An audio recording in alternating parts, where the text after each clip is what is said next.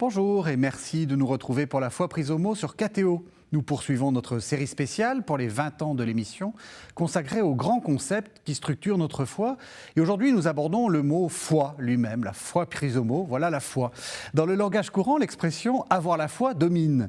Elle suggère quelque chose que l'on possède, un acquis, une chose un peu statique. Or, cette conception est bien pauvre et c'est vers la Bible qu'il faut se tourner pour enrichir notre perspective. Aussi bien l'Ancien que le Nouveau Testament nous présente la foi, que ce soit la émouna hébraïque ou la pistis grecque, comme un parcours, une relation dynamique et parfois même un combat. Alors, la foi est-elle un savoir, une confiance ou une action ? Pour en parler et mêler les regards de l'Ancien et du Nouveau Testament, j'ai le plaisir d'accueillir le Père Jacques Trublet. Bonsoir. Bonjour. Père Jacques Trublet, on vous a vu très souvent dans cette émission. Vous êtes jésuite et vous êtes bibliste, plutôt spécialiste d'Ancien Testament. Et puis le Père Jean-Baptiste Hédard. Bonsoir. Vous êtes doyen de la faculté de théologie de l'Université catholique de l'Ouest à Angers et vous êtes bibliste et aussi théologien. Donc vous allez pouvoir nous faire profiter de votre double compétence. Alors peut-être on pourrait commencer par ce que j'ai dit en lancement. Emouna, pistis, est-ce qu'on peut faire une petite peut-être définition de la foi ? Alors, on dit souvent, Père Jacques Trublet, que dans l'Ancien Testament, c'est Emouna, le terme. Est-ce que c'est vraiment, est-ce qu'il y a une vraie définition, un vrai mot pour la foi ? Alors, l'Ancien Testament ne donnera pas une définition, ni même un profil de la notion même de foi.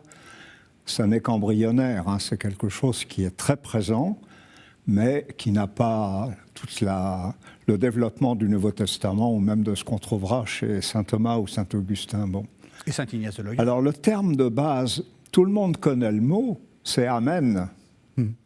Alors Amen, ça veut dire quoi ? Généralement, on dit c'est vrai, c'est d'accord. L'étymologie même d'Amen signifie porter. Le verbe aman, porter. Mais pas porter un colis ou quelque chose, porter quelqu'un. Et un des mots qui dérive au participe présent de cette racine amen, c'est omen, la nourrice. La nourrice, c'est celle qui porte un bébé dans ses bras. Et d'une certaine façon, le mot qui va signifier foi, émouna, il pourra signifier aussi vérité, il a quand même, au sens le plus basique, le plus étymologique, le sens de se laisser porter par Dieu. Alors, je vais vous donner un exemple biblique où ce jeu de mots est présent. C'est Isaïe 7. Vous avez deux rois qui attaquent le roi de Juda, le roi de Damas et le roi de Samarie, qui profitent que les Assyriens sont un peu loin pour attaquer Jérusalem. Le roi a très peur et il ne pense qu'à une chose, c'est faire une alliance soit avec l'Égypte, soit avec la Syrie. Et à ce moment-là, le prophète Isaïe va le trouver et il va lui dire, à la fin de l'entretien, qu'il doit mettre en quelque sorte sa confiance en Dieu. Et il a cette phrase extraordinaire qu'on traduit « Si vous ne tenez pas à moi, vous ne pourrez pas tenir ». Mais beaucoup de Bibles ont traduit « Si vous ne croyez pas, vous ne tiendrez pas ». En fait, ma traduction serait plutôt « Si vous ne vous laissez pas porter par moi, dit Dieu, vous ne pourrez pas vous porter tout seul ». Je dirais que la définition fondamentale de la foi qu'on trouverait dans ce texte d'Isaïe 7, c'est de reconnaître qu'on n'a pas en soi son propre centre de gravité, sa propre stabilité, et que c'est sur Dieu qu'il faut chercher cette stabilité. Ça, c'est l'étymologie et un sens fondamental du texte. Oui. Et le Nouveau Testament va garder ça à travers pistis. On parle de la foi, mais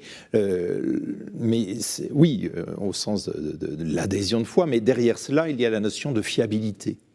Dieu est fidèle et Dieu est fiable. Il est donc celui sur lequel qui peut nous porter, sur lequel on peut s'appuyer, à qui on peut se remettre, parce qu'il y a cette fiabilité. Ce qui est très important, et ça c'est vraiment, le Nouveau Testament est totalement dans la suite de l'Ancien Testament de ce point de vue-là, la foi est une notion relationnelle d'abord. C'est la relation entre deux personnes. En l'occurrence ici, c'est entre l'homme et Dieu. L'homme a foi en Dieu parce que Dieu est fiable. C'est d'ailleurs, il y a eu des traductions, des discussions sur la traduction de pistis dans l'Épître aux Hébreux. Je ne sais plus si c'est Hébreux 7 ou... et je me souviens du père, devenu cardinal Vanois, mais le père Vanois en cours, nous pointant le double sens du terme et soulignant, au contraire, combien il était plus juste de traduire fiable que fidèle. Enfin, il est celui sur lequel on peut s'appuyer. Je peux faire confiance parce qu'il y a cette fiabilité. Et dans la théologie, si on prolonge, on va parler de la foi comme l'objet dans l'objet dans lequel on croit, on s'en remet, la vérité que Dieu révèle à qui on se remet, mais aussi le mouvement qui me porte vers Dieu. Il y a ces deux dimensions-là, et on ne peut pas en supprimer l'une ou l'autre. Ça serait appauvrir le thème, le terme.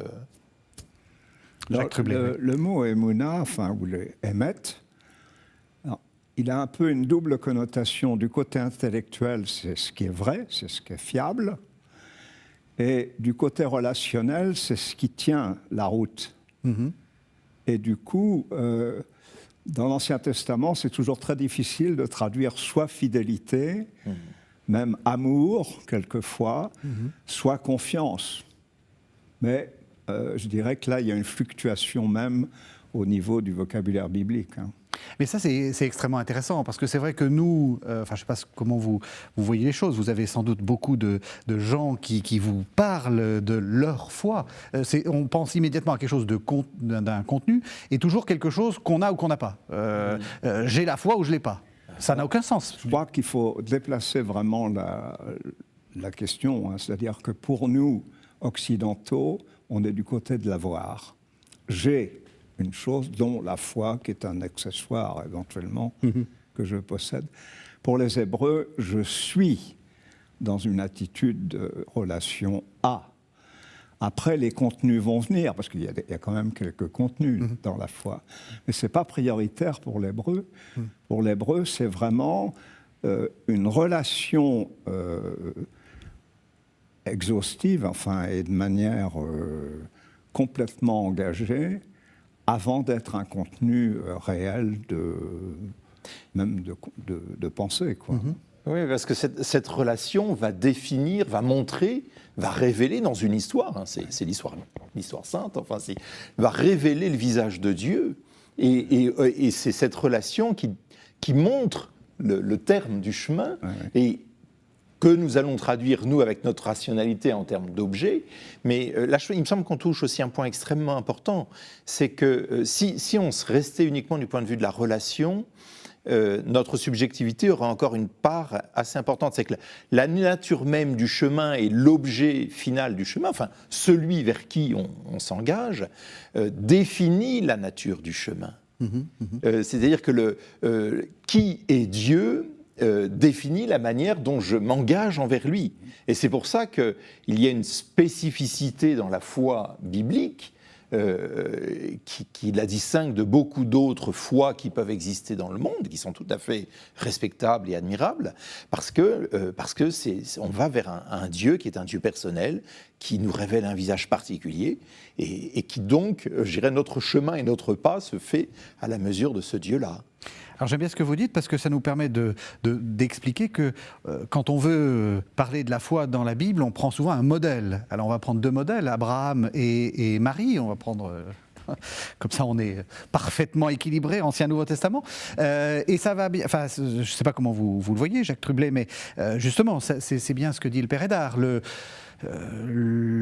Abraham voudrait un autre chemin que celui que Dieu lui demande de suivre. C'est le moins qu'on puisse dire. Alors, quand on fait une lecture d'Abraham, père des croyants, ou le modèle de la foi chez Abraham, souvent on fait que la moitié du chemin. On fait même un contresens sur ce qu'est vraiment la foi d'Abraham. Il me semble qu'il faut distinguer deux niveaux dans la foi d'Abraham, et tout le cycle d'Abraham va être en quelque sorte la mise en scène d'un passage d'un seuil de la foi à un autre seuil de la foi. Alors, la première, qui est la plus évidente, c'est Dieu lui dit « Va, quitte ton pays, et tu auras un enfant que je te donnerai pour peupler, qui sera le père d'une multitude. » Bon. Abraham se met en route. Je dirais que le premier niveau de la foi d'Abraham, c'est relativement séduisant. On vous promet un fils, on vous promet une terre, ça met en route quelqu'un. Et donc Abraham se met en route. Mais très très vite, et c'est le chapitre 12 de la Genèse, on ne le lit pas jusqu'au bout, et dans la liturgie on a bien coupé à l'endroit. Juste aussitôt après ce départ, Abraham arrive à la frontière égyptienne, il a peur pour sa vie, et il va dire aux gardes frontières, ma femme, oui, c'est pas ma femme, en fait, c'est ma sœur, etc. Bref, il ne fait pas confiance à Dieu. C'est-à-dire que Dieu lui a promis quelque chose, et Abraham, tout feu, tout flamme, se met en route, mais finalement, dès le premier obstacle, eh bien, ça casse. C'est-à-dire il n'a pas confiance en Dieu jusqu'au bout. Alors ça, c'est le premier échec. Le deuxième échec de la foi d'Abraham, c'est Dieu lui dit, tu auras un fils de Sarah. Et lui, il va trouver une autre possibilité d'avoir un fils avec Agar. Et Dieu va lui dire, non, c'est avec Sarah que tu auras un fils. Mais là encore, Abraham ne fait pas confiance totalement à Dieu. Ça, c'est ce que j'appellerais le premier niveau de la foi d'Abraham. Le deuxième niveau est beaucoup plus complexe. C'est Dieu lui dit, va, prends ton fils, sacrifie-le. Genèse 22. Problème fondamental de la foi d'Abraham. Comment la première parole qui lui a dit « tu auras un fils » peut lui dire en même temps « prends ce fils et sacrifie-le ». Ce n'est pas un problème psychologique ni affectif, ça peut être ça aussi, mais fondamentalement, et Kierkegaard là-dessus a des pages merveilleuses, c'est finalement la contradiction même entre la première parole et la deuxième parole. Si Abraham sacrifie son fils, il n'y a plus de descendance, et tout le projet de la première promesse, eh bien, s'évanouit. Et du coup, la foi d'Abraham du second type, c'est pour ça que je l'appelle comme ça, c'est vraiment d'accéder à croire que là où il y a une contradiction, et il faut faire confiance à Dieu pour gérer cette contradiction, mais au niveau intellectuel, c'est ingérable. C'est ça, la foi d'Abraham, c'est d'accéder au non-sens. Et elle est, en cela, elle est Sédar. typique de la foi, même de la foi chrétienne. Ensuite, typique dans le sens, elle annonce aussi, et elle se réalise dans la foi, dans le Christ, parce que là, c'est finalement, et les pères de l'Église auront lu le sacrifice sur le mont Moria, comme annonce du sacrifice du Fils unique qui est le Christ, elle est la croix est ce moment où Dieu semble disparaître, où l'intelligence ne comprend plus. Et cela, en fait, vous évoquiez, on évoquera peut-être la question du combat, mais dans la foi, il y a véritablement cette attitude-là où l'objet de ma foi et le but du chemin est en fait hors de ma portée. Et je dois accepter d'être mis sur le chemin par Dieu. Il y a un moment où il me dit « laisse-moi faire ». Vous voulez dire le non-sens, c'est aussi un moyen de désorienter nos projets, pour lâcher prise. Oui, pour purifier l'intelligence. Pour purifier l'intelligence, ça sera encore une fois trop humaine. La foi est un don fait par Dieu. C'est un chemin, c'est un don fait par Dieu. Et si je n'accepte pas un moment ou l'autre de perdre, voilà, il a saisi Agar, il s'imagine toujours avoir la direction des opérations, et puis il y a un moment où Dieu lui dit, le texte dit d'ailleurs, Dieu mit Abraham à l'épreuve. Moi j'aime beaucoup, il veut effectivement saisir. On change de braquet pour le coup. Et là c'est voilà, mais il y a un moment, il faut que ce soit Dieu qui prenne les opérations en main. Jacques Trublet.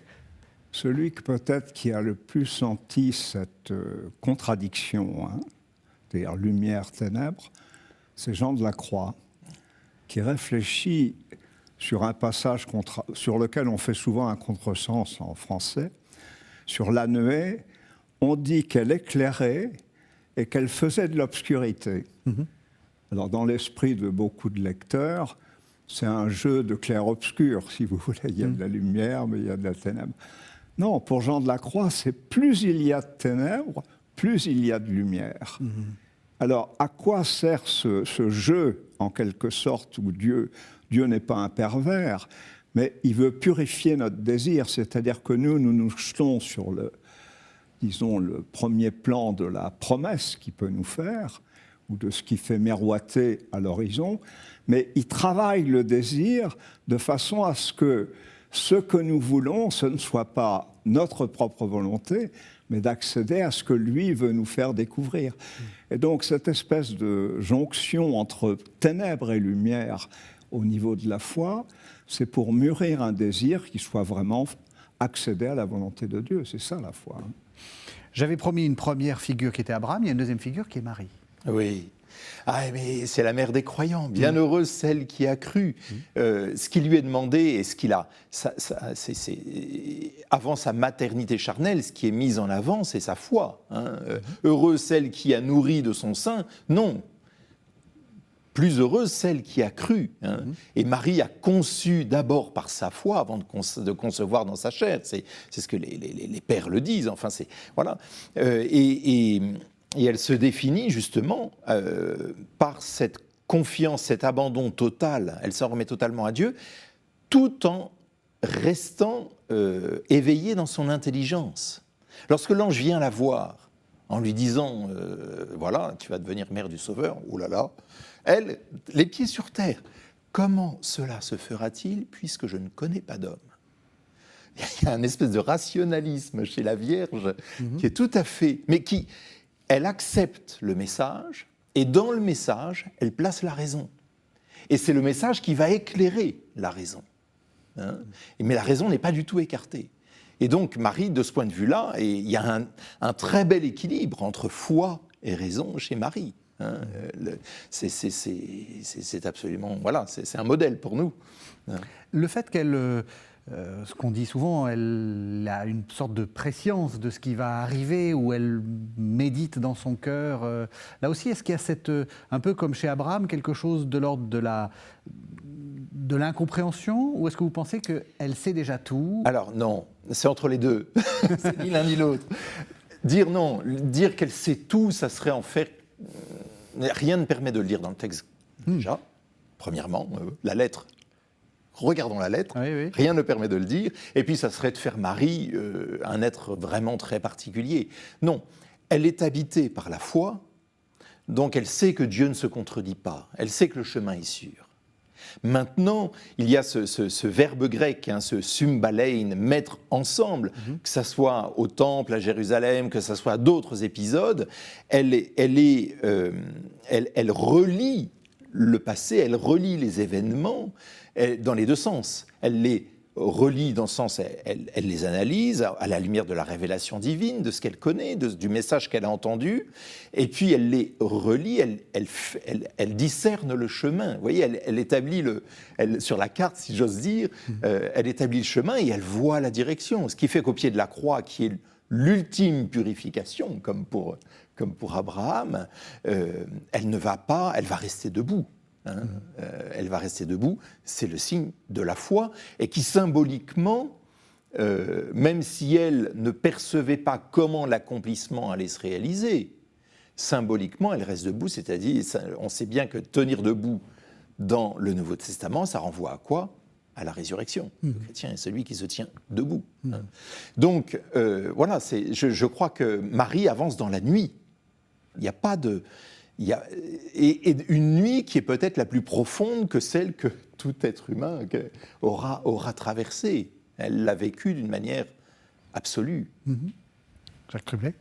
Sur Marie, j'ajouterais simplement que pour Jésus, il ne la considère pas seulement sur le plan de sa mère biologique, celle qui lui a donné la vie, puisqu'à un moment donné, on lui dit « mais heureuse celle qui a eu la chance de t'enfanter, de t'allaiter ».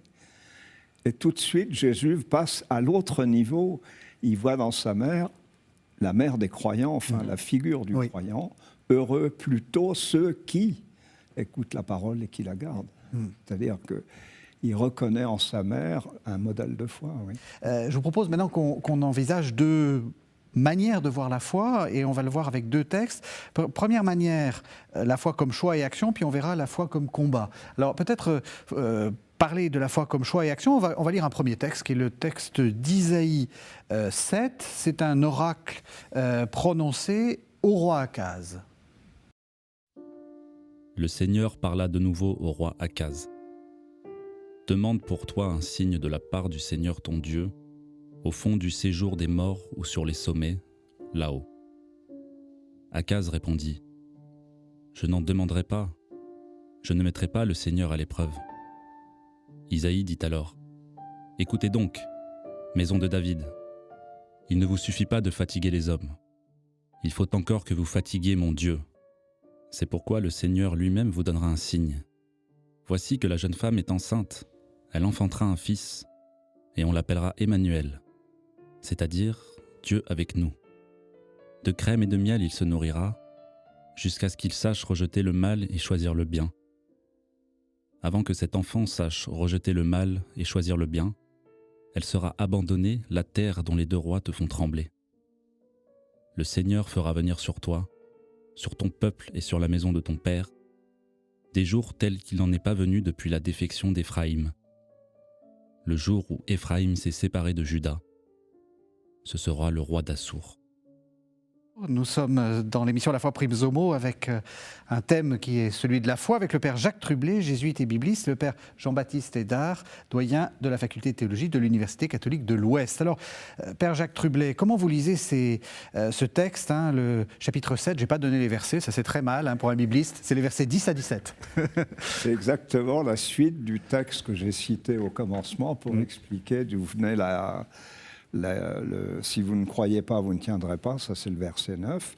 Et tout de suite après, il y a ce qu'on appelle cette prophétie donc, de l'Emmanuel. Il faut la lire comment ? Est-ce qu'il faut la lire tout de suite de manière messianique ? Alors, évidemment, ce texte-là, il a coûté cher en Espagne, en particulier avec l'Inquisition, parce que toutes les Bibles se sont battues sur la traduction de... Voici que la jeune femme est enceinte, ça c'est ce que dit le texte hébreu. Alma, il n'y a pas parthénos, il n'y a pas l'équivalent de la jeune fille vierge sur lequel vont insister les chrétiens et y reconnaître la figure de Marie. Là, il y a un problème d'interprétation du texte entre juifs et chrétiens, qu'il faut laisser comme tel. Mais le fond du texte, c'est au fond... Est-ce que je peux demander à Dieu de me donner des signes de ce qu'il attend de moi ?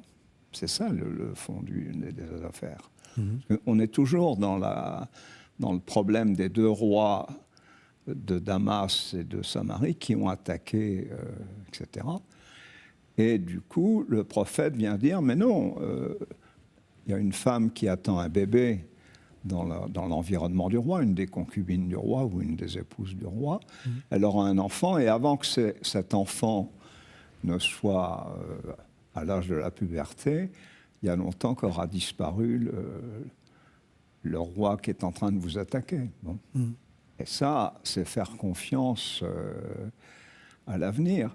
Et quand on est roi, on a quand même besoin de garanties. S'il ne fait rien, il risque d'être complètement dévasté et envahi par les deux envahisseurs. S'il fait quelque chose, il va contre la volonté de Dieu. Bon. Mais il doit faire quelque chose.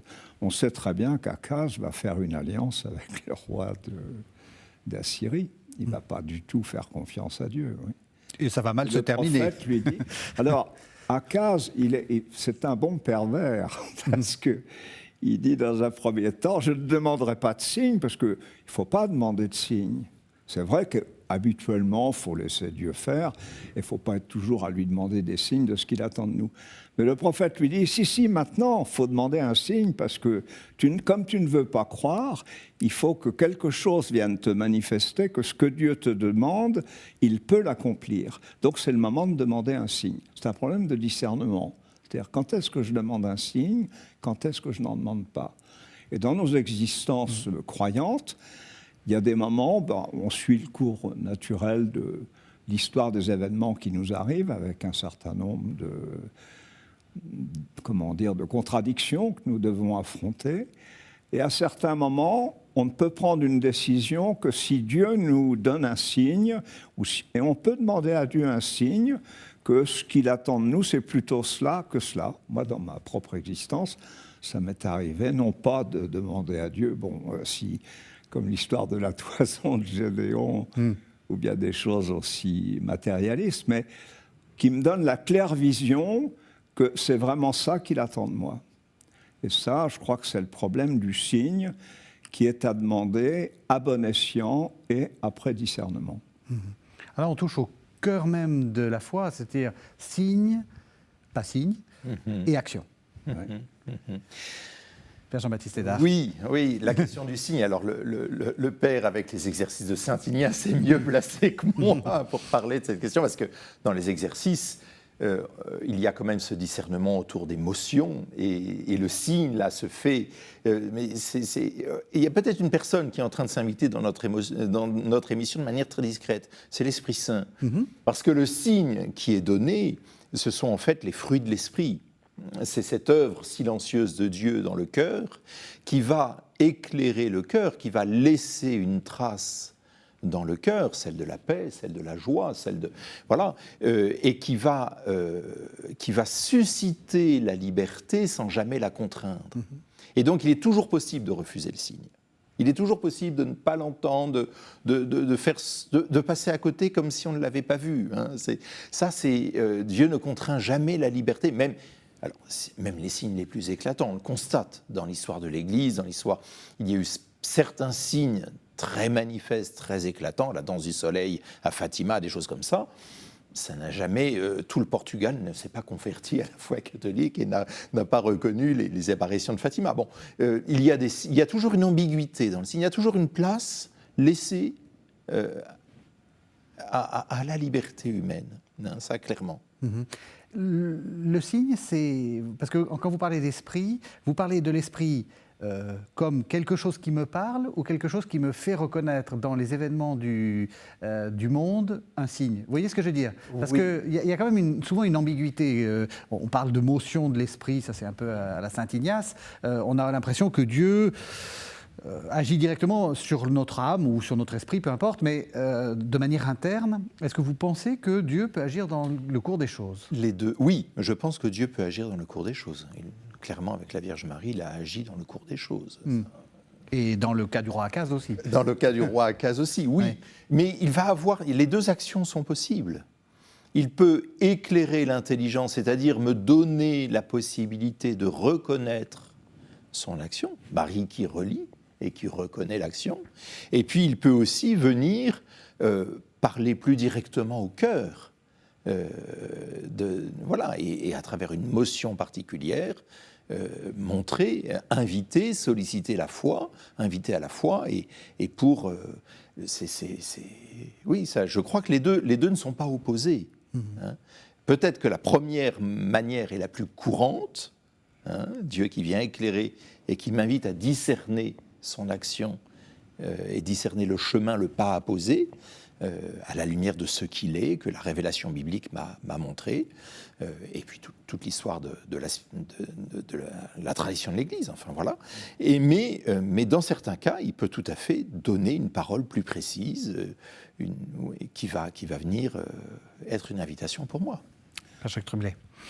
Dans l'Ancien Testament, Dieu a beaucoup de moyens d'envoyer des signaux pour dire, voilà, il faut faire ça, il ne faut pas faire ça. Bon.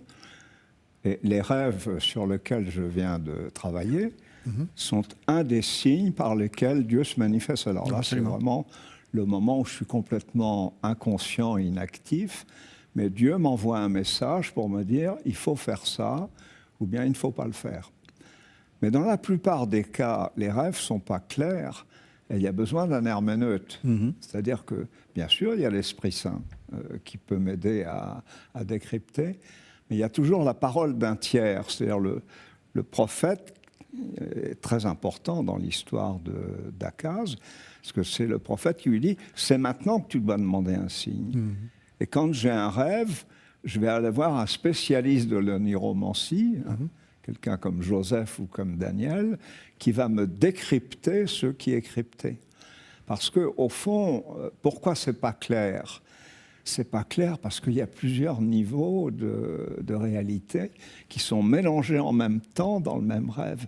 Et du coup, ce décryptage de plusieurs facettes de la même réalité a besoin de l'herméneute pour dire non, tu dois, c'est surtout là qu'il faut regarder plutôt que de l'autre côté. Il y a une autre dimension qui transparaît à travers ça, le fait que ça soit quelqu'un d'autre qui vienne décrypter. Hein. La foi n'est pas qu'une relation personnelle à Dieu. Il y a une dimension relationnelle aussi, et j'oserais dire ecclésiale.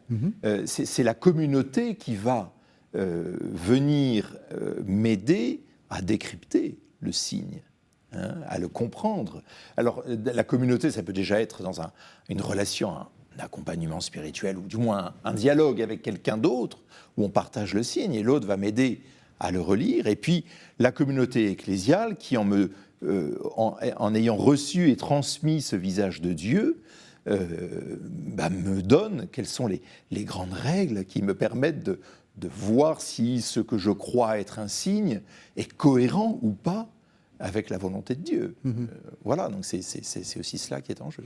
Ce qui me frappe dans ce que vous dites, et ça confirme ce qu'on disait tout à l'heure, c'est-à-dire que le but n'est pas simplement d'accéder à la foi, donc d'accéder à la croyance, à la connaissance, mais vraiment d'agir. À chaque fois, on arrive peut-être, on annonce quelque chose de paulinien. La foi se dévoile aussi, ou se développe aussi dans des œuvres. Dans la charité. C'est Galates 5, c'est dans la charité que se manifeste la foi. Alors, on oppose souvent Paul et Jacques, mais si vous lisez bien Paul insiste beaucoup aussi sur les œuvres. Alors il y a Galates 5, mais dans deuxième épître aux Corinthiens au chapitre 12, nous serons jugés sur ce que nous avons fait dans cette vie. On a l'impression, on se demande, c'est bien Paul qui a écrit ça ? Oui, c'est lui. Donc c'est la foi se traduit, se vérifie dans cette charité, dans ces œuvres. C'est par la foi que Dieu nous touche, nous rejoint, nous justifie, nous rend juste, mais s'il n'y a pas ce prolongement et permet l'accueil de l'Esprit Saint, et ce qui va permettre de le vérifier, c'est cet épanouissement dans les œuvres de Dieu à travers nous. Jacques Trublet. Pour revenir à l'Ancien Testament, simplement quelque chose qui me semble intéressant comme rencontre, c'est que celui qui doit agir par excellence dans l'Ancien Testament, c'est le roi. Or, on s'aperçoit que la fonction royale est toujours contemporaine du prophétisme. C'est-à-dire, le roi, lui, doit décider. Bon. Et le prophète est là pour lui rappeler, en quelque sorte, les paramètres religieux qu'il doit respecter. S'il ne les respecte pas, il y aura une rodomontade. S'il les respecte, il peut l'appuyer. Donc les prophètes sont un peu les garants que le roi agit bien dans que la foi du roi se purifie, parce que ce qui serait grave, c'est si le roi fait quelque chose qui ne va pas dans le sens de ce que Dieu attend de son peuple, il y aura destruction du peuple. Donc le prophète est là pour défendre en quelque sorte les intérêts du peuple et de Dieu par rapport au roi. Vous conseilleriez à nos gouvernants d'adopter un bon prophète à leur côté ? Il y a des prophètes, il y en a, ils en ont. Dans les médias, quelquefois, il y a des gens qui leur rappellent des grands principes, mais je veux dire, ce n'est pas inutile quand même qu'il y ait ce contre-pouvoir et qu'il soit présent, oui. Deuxième thème que j'avais annoncé, c'est la question du combat, et je vous propose qu'on entende un deuxième texte qui est le chapitre 11 de l'Épître aux Hébreux, dans lequel l'auteur aux Hébreux fait une sorte de liste des tribulations des patriarches. La foi est une façon de posséder ce que l'on espère, un moyen de connaître des réalités qu'on ne voit pas. Et c'est à cause d'elle que les anciens ont reçu un bon témoignage. Par la foi, nous comprenons que les mondes ont été formés par une parole de Dieu, et qu'ainsi ce qui se voit provient de ce qui est invisible. Grâce à la foi, Abraham obéit à l'appel de Dieu. Il partit vers un pays qu'il devait recevoir en héritage, et il partit sans savoir où il allait. Grâce à la foi, il vint séjourner en immigré dans la terre promise, comme en un pays étranger.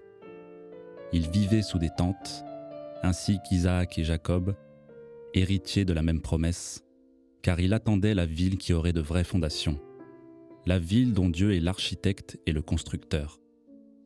Grâce à la foi, Sarah, elle aussi, malgré son âge, fut rendue capable d'être à l'origine d'une descendance parce qu'elle pensait que Dieu est fidèle à ses promesses. C'est pourquoi, d'un seul homme, déjà marqué par la mort, a pu naître une descendance aussi nombreuse que les étoiles du ciel et que le sable au bord de la mer. Une multitude innombrable. Voilà, vous êtes bien sur KTO, dans la foi prise au mot, et nous parlons justement de la foi.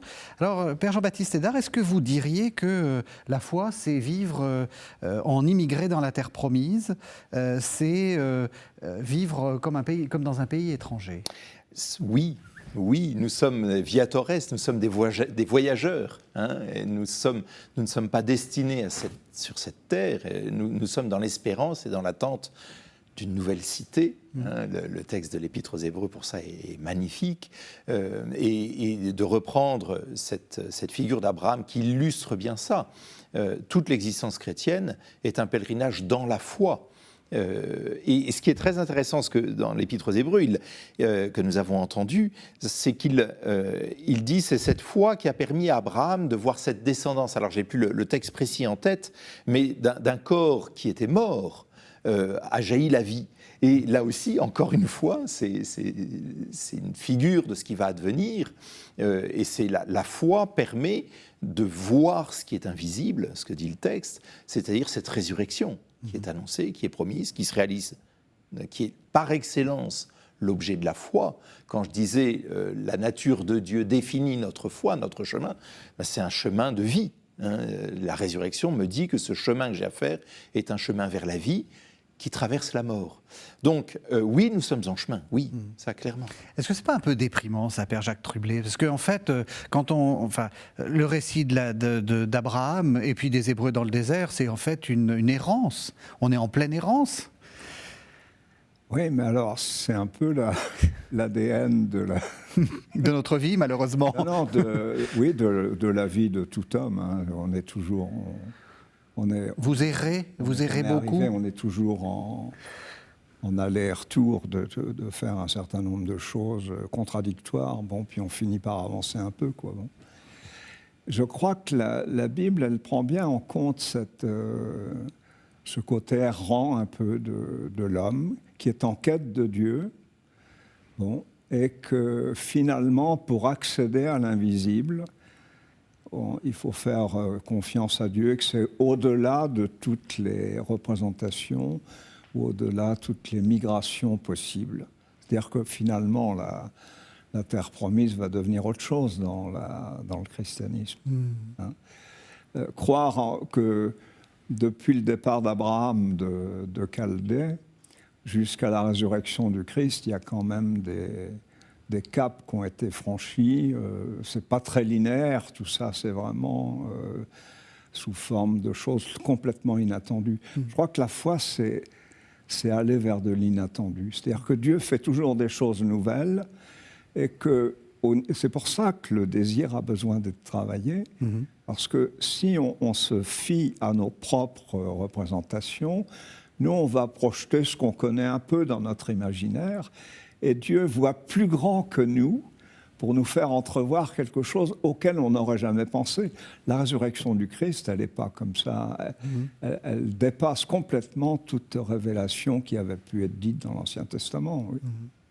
L'avantage de la métaphore que j'allais dire que vous avez prise, mais qui est en fait celle de l'Épître aux Hébreux, c'est pas vous, c'est que finalement il y a une sorte de...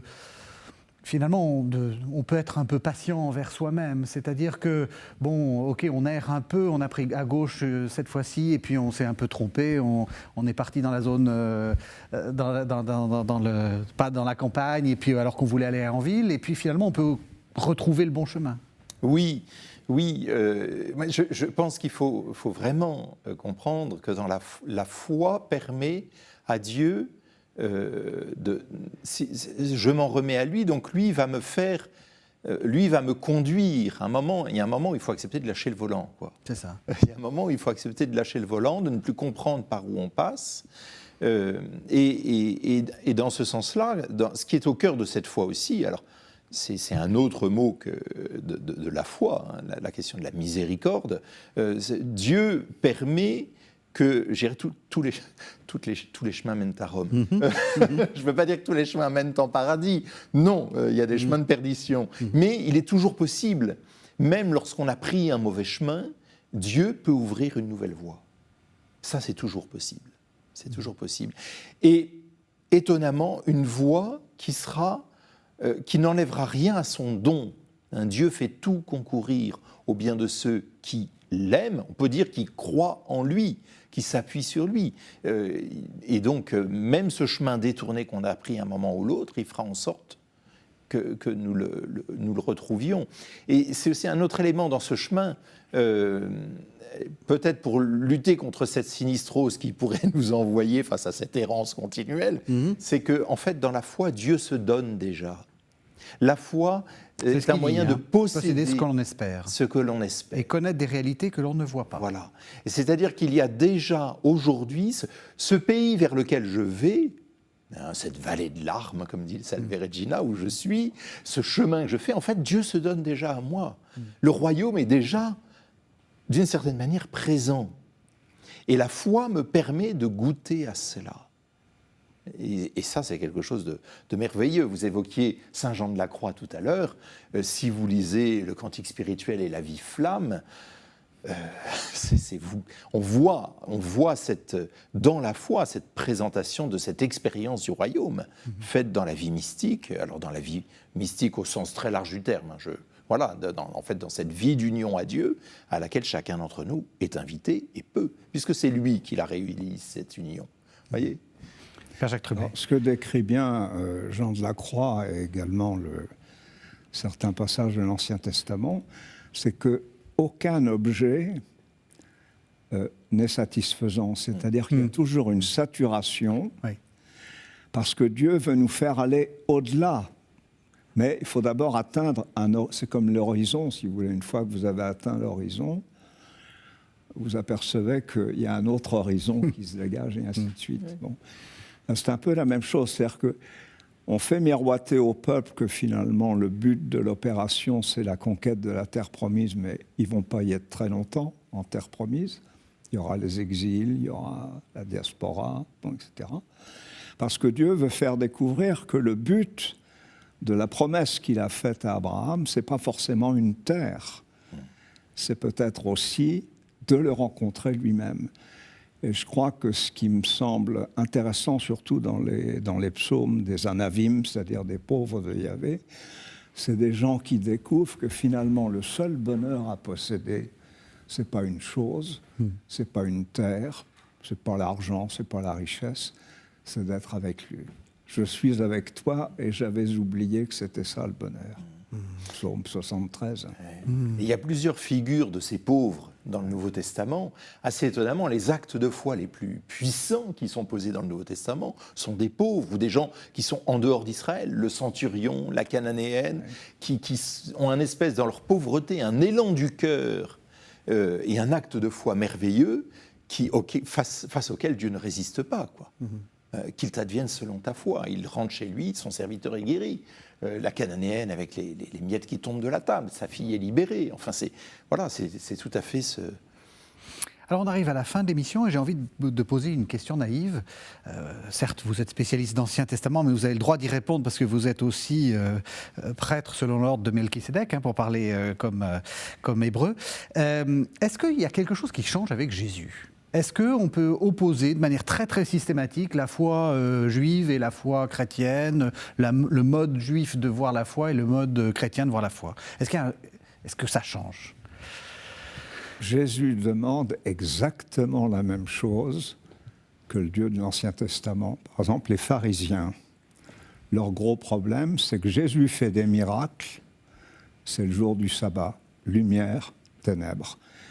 Ce que demande la foi qui est demandée par Jésus aux disciples, aux pharisiens et même à ceux qu'il rencontre, c'est exactement la même. Elle est du même ordre. Alors, c'est pour faire découvrir quelque chose peut-être qui sera différent, bon, avec la résurrection, mais ce sera sur l'objet que ça portera. Mais l'attitude même de ce qu'est croire, c'est exactement pareil dans l'Ancien comme dans le Nouveau. Jésus a la même exigence, et d'ailleurs, on voit bien que les pharisiens, devant les miracles le jour du sabbat, calent, n'arrivent pas à y accéder. Pierre sur la mer, il croit en Jésus, etc. Bon, dès qu'il marche sur l'eau, il coule, et là, il croit que tout est perdu. Bon, je veux dire, Jésus exige sensiblement la même chose, mais c'est l'objet qui va évidemment changer un peu. Père Jean-Baptiste Hédard, oui, vous êtes d'accord? Non, je suis tout à fait d'accord. Je rejoins tout à fait le Père Droublet de ce point de vue-là. Simplement, je mettrais peut-être un peu plus l'accent sur le fait que l'objet ultime, j'aime pas employer le mot objet, la réalité ultime, ce qu'on vise par la foi, qui est le salut dans la résurrection, enfin l'incarnation et la résurrection, le fait que Dieu se fasse proche de l'homme au point de devenir l'un de nous pour nous arracher à la mort, il y a là tout était écrit, j'oserais dire. Tout était écrit dans l'Ancien Testament, mais jusqu'ici, la lumière n'avait pas été donnée pour le comprendre pleinement, et c'est par la réalisation de l'Évangile, de la mort et de la résurrection, que se révèle et que se manifeste pleinement l'objet de la foi au peuple élu. Alors certains vont l'accueillir, d'autres non, mais l'attitude intérieure, et là je suis tout à fait d'accord avec ce qui vient d'être dit. Vous diriez que l'objet a changé? Enfin, je reprends votre mot que vous n'aimez pas, mais... Il s'est précisé, il s'est révélé en plénitude. Il s'est révélé en plénitude.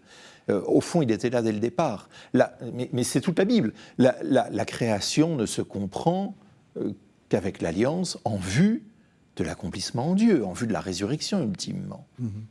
Voilà, création et rédemption sont étroitement liés.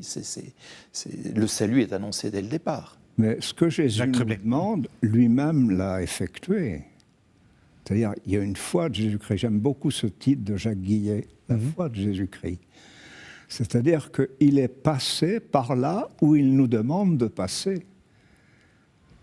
C'est un maître que nous pouvons suivre. Vous parlez comme l'Épître aux Hébreux, hein. Il a été perfectionné par... lui-même a fait le chemin, voilà. Ouais. Ce qui le rend compatissant, c'est notre grand prêtre compatissant. C'est Gethsémani, hein. C'est Gethsémani et la croix, vraiment, oui.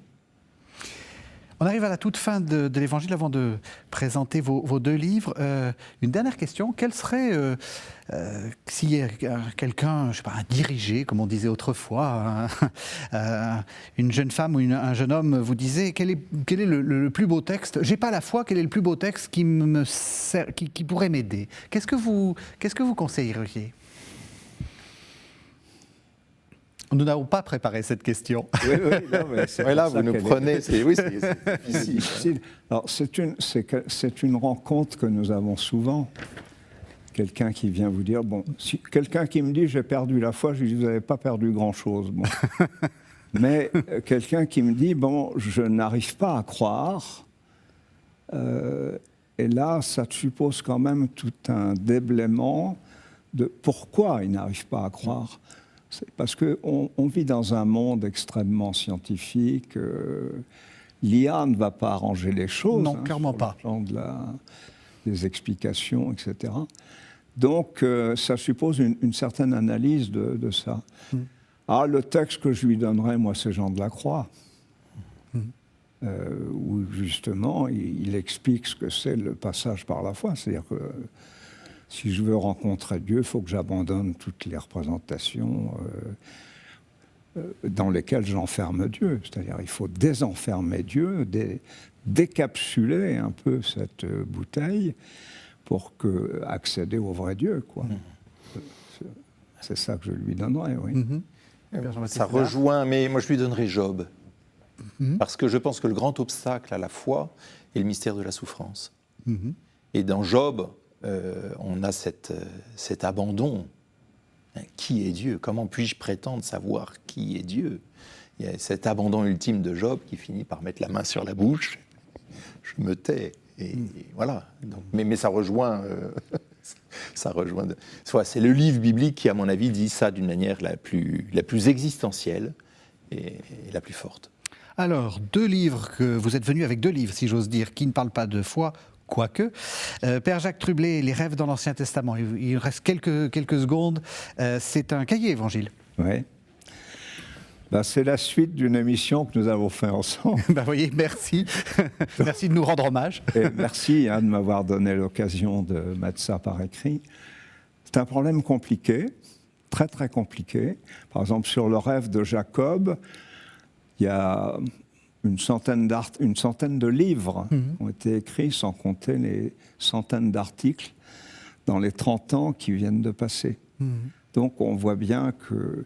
Alors ce que j'ai essayé de faire, au fond, c'est très simple, c'est de prendre le rêve dans le texte où il est, plutôt que de chercher à dégager des couches rédactionnelles.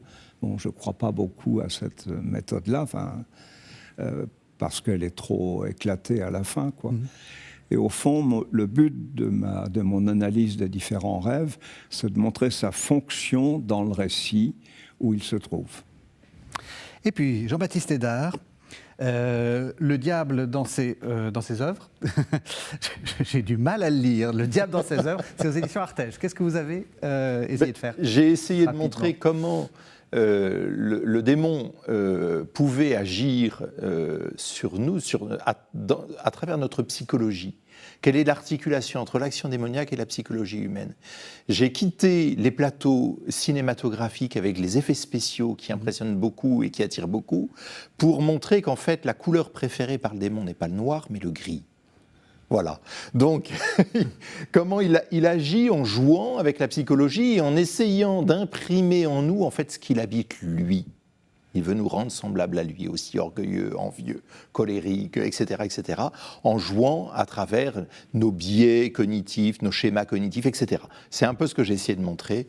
C'est un essai, je m'expose. Mais... Le diable dans ses œuvres aux éditions Artege. Je pense qu'on va vous faire revenir pour ce... Avec grand plaisir. On prend date. Vous, quant à vous, vous avez votre rang de serviette chez nous, Père Jacques Trublet.